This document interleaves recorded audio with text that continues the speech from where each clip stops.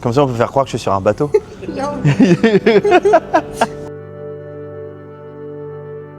Quand on est jeune et qu'on nous demande ce qu'on a envie de faire, ben on n'en sait rien et ça nous fait peur. J'avais aucune idée du métier que je voulais faire.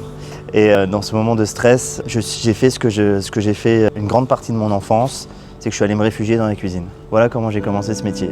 C'était ma safe place, la cuisine de ma grand-mère. Parce qu'on sait tous qu'avec mamie, c'est plus facile. Et mamie, elle cuisinait beaucoup pour nous. Chaque fois que j'allais manger chez eux le week-end, c'était vraiment le roi Thomas arrivé et il me faisait tout ce que je préférais, quoi. Alors, par contre, on mangeait souvent la même chose du coup. Mais ouais, c'était vraiment des bons souvenirs. En fait, ce sont des personnes qui m'ont transmis beaucoup d'amour de cette façon, par la cuisine, en me faisant à manger. Et ça m'a énormément touché. Donc vraiment, j'ai identifié la cuisine comme la pièce de la maison où il y avait le plus d'amour en fait, quoi. Tout le monde s'est demandé dans mon entourage pourquoi. Tout le monde a été un peu déçu au début que je fasse un apprentissage avec un CAP. Vu le parcours scolaire que j'avais, ils m'ont tous dit que j'allais rater ma vie, etc. J'avais un chef qui était très très dur, formé à l'ancienne et qui nous formait nous-mêmes à l'ancienne avec des mots très durs, avec des actions un petit peu violentes parfois. Et du coup, on était un petit peu terrorisés. Alors, il avait que des apprentis, en fait. Donc on n'était que des jeunes qui commençaient. Et je pense que pour lui, les moments, chaque début de nouvelle année où il recevait les nouveaux jeunes qui allaient rester avec lui 1 ou 2 ans, c'était assez compliqué pour lui et assez stressant parce qu'on connaissait tous rien, du coup. Et donc il était très très dur avec nous. Et donc mon premier souvenir, en fait, c'est ça, c'était ce sentiment de peur, un petit peu de peur de découverte d'un nouveau monde, de stress, d'envie de bien faire, d'avoir peur de mal faire, le fait de ne rien connaître et donc d'angoisser un petit peu, enfin voilà ça.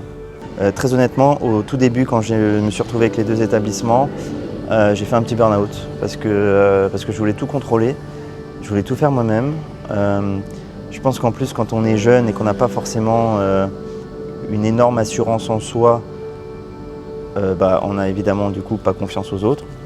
Et très dur du coup de déléguer à l'époque, de faire confiance, d'accepter les erreurs, déjà d'accepter mes erreurs, mais ensuite d'accepter les erreurs de mes équipes. J'y arrivais pas. Le petit burn-out m'a beaucoup aidé parce que il nous met au sol. Donc après, il faut se reconstruire différemment parce qu'on comprend bien qu'il y a quelque chose qu'on fait qui ne va pas. Et là, j'ai appris à manager différemment, à déléguer, à faire confiance, à accepter plus les erreurs. Je ne vais pas dire que je les accepte facilement, c'est encore en cours. Mais ouais, comprendre qu'en fait, l'erreur est là pour nous faire grandir. Et si on ne fait pas d'erreur, on ne devient pas meilleur, tout simplement. Donc voilà. Mais au début, ça a été très compliqué. Maintenant, j'ai la chance d'avoir des équipes solides des 2 côtés. Et je ne vais pas dire que c'est facile, mais on est en place, quoi. Ça roule. Mais c'est pas facile de s'exprimer en tant que chef, en fait. Moi, quand j'ai pris ma place, en fait, on se retrouve à un moment donné où on se dit mais qu'est-ce qu'on a envie de dire aux gens?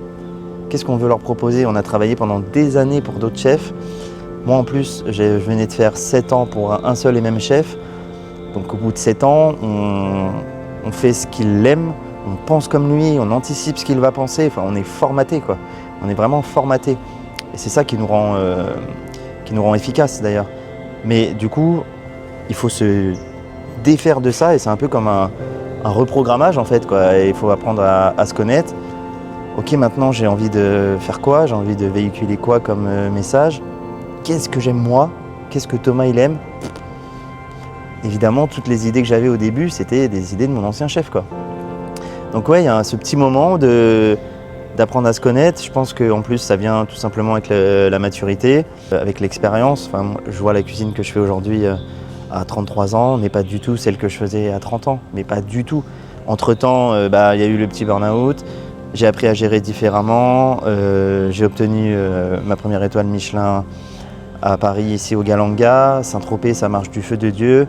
Ça m'a donné confiance en moi. Le fait d'avoir confiance en moi, ma cuisine évolue, elle s'épure, elle se simplifie. Ouais, quand on est jeune, on veut tellement montrer ce qu'on sait faire qu'on a tendance à en faire un peu trop, de mettre un peu trop de choses dans les assiettes. Et ça, les chefs plus expérimentés qui m'entourent me le disaient. Ok, Thomas, t'es talentueux, on a compris, mais en moins. Quand on arrive à faire des plats vraiment plus abouti, avec moins de produits, mais on va plus loin dans les produits par contre qu'on utilise, plus loin dans les goûts. Je suis juste un super cuisinier et un artiste, ouais, ça c'est une chose, mais être un businessman, c'en est une autre. Et si on n'a pas cette partie des chiffres, même le meilleur des cuisiniers, il peut fermer son restaurant après, quoi. Donc c'est très important. Au début, c'est compliqué. Et honnêtement, ça l'est encore, parce que quand on est fatigué, quand on commence sa journée à 7h30 ou 8h, il y a les petits déjeuners de l'hôtel, hop, ça s'enflamme, hop, il faut intervenir au petit déjeuner. Après, direct, on enchaîne avec le déjeuner. L'après-midi, on s'assoit, ok, on pense à nos cartes, on fait les plannings, on fait les fiches techniques, on répond aux mails, éventuellement un peu de médias ou presse. On fait du recrutement parce qu'il nous manque du staff. On appelle Saint-Tropez pour savoir si tout va bien. Oh, hop, c'est l'heure du service du soir. Bam, service du soir. Il est quelle heure? 23h30 minuit. Ok, la journée est terminée. On rentre, le lendemain c'est reparti. C'est très dur des fois d'avoir la lucidité d'esprit pour être créatif. Et c'est vrai que dans ces moments-là, vu que je pense que la créativité c'est un peu le côté le plus fun quand même de notre métier, c'est ce qui nous fait vibrer. On en veut un peu à tous ces côtés financiers, planning, recrutement, qui nous font pas perdre du temps mais qui sont énergivores et qui nous prennent du temps. Et on se dit, putain, si j'avais pas tout ça, je pourrais être là en train de penser à ma carte, j'aurais une meilleure carte, j'aurais de meilleures idées. Mais c'est un package. Et l'un sans l'autre, on va nulle part. Et on fait face maintenant à des restaurants qui proposent de l'entertainment. Et nous, on est là avec nos beaux produits, notre savoir-faire et tout, et c'est plus suffisant. Il faut le truc en plus, quoi. Et c'est vrai que le côté humain dans les restaurants gastronomiques a été malheureusement effacé parce qu'on a mis tellement de process et de cérémonies, de services, etc. que le côté humain a quand même été pas mal effacé. Nous, en tout cas, le côté humain, c'est la chose sur laquelle on met l'accent. Je vais voir tous les clients en fin de service. En plus, c'est pas juste pour faire plaisir aux clients, c'est pour me faire plaisir à moi d'abord, parce que j'adore échanger. Je suis un peu bavard, comme vous avez pu vous en apercevoir. J'adore parler aux gens. Et en plus, je trouve que quand même qu'on fait un métier où on passe notre journée à donner de l'énergie et de l'amour. Si on passe pas ces quelques minutes avec les gens après dans la salle du restaurant pour avoir cette énergie en retour, en fait, on rentre chez nous. Moi, ma vie n'aurait pas de sens personnellement. Et ces petits moments passés, juste voir les gens avec le sourire ou me regarder avec les yeux qui brillent. Je sais pas si c'est à cause du champagne ou s'il a bien mangé, mais il a les yeux qui brillent.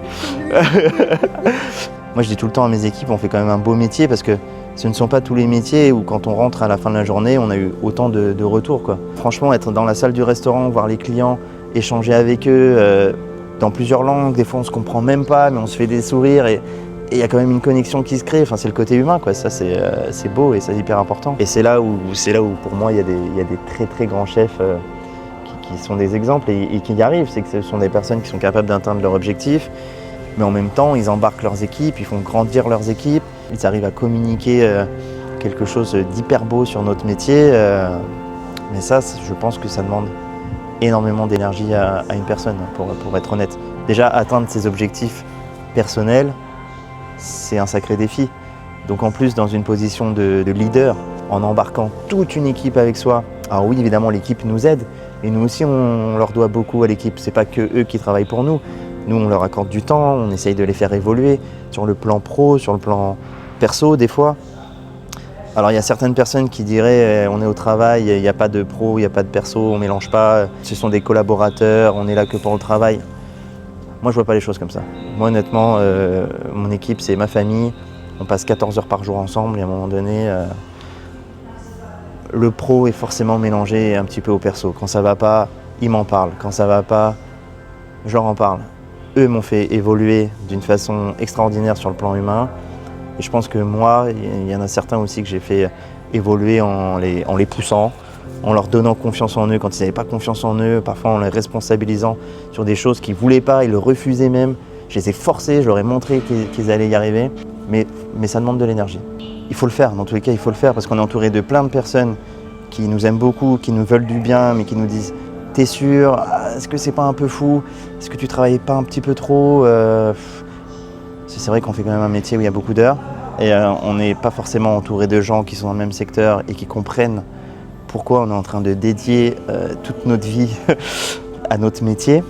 Donc j'ai vraiment tout donné sur le pro et j'ai aucun regret. Mais si j'écoutais mon entourage, je l'aurais pas fait. J'aurais pris plus de temps pour moi, je sais pas, j'aurais fait d'autres choses, j'aurais pris plus le temps de construire ma vie privée. Et chacun fait ce qu'il veut, hein. Mais moi en tout cas avec les objectifs pro, j'ai préféré faire ça. J'ai pas écouté les conseils des gens qui m'aimaient et je pense que j'ai bien fait parce que je suis arrivé là où je voulais arriver. Donc le conseil que je pourrais donner, c'est ça, c'est écouter en fait notre instinct parce qu'en général celui-ci il nous ment pas, quoi.